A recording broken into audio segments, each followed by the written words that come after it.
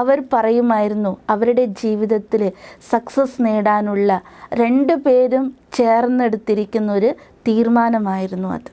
ഇന്നവർ കോടികളുടെ സമ്പാദ്യം ചെയ്യുന്ന വ്യക്തികളായിരിക്കാം.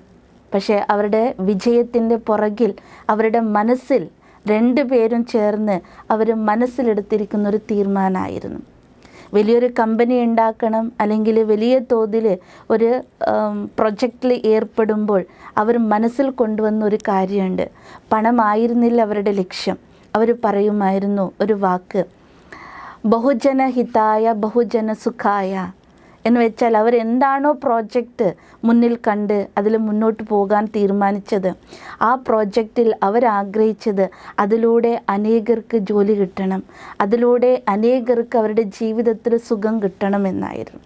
അത് ഏറ്റവും ശ്രേഷ്ഠമായിരിക്കുന്ന ഒരു ലക്ഷ്യമാണ്.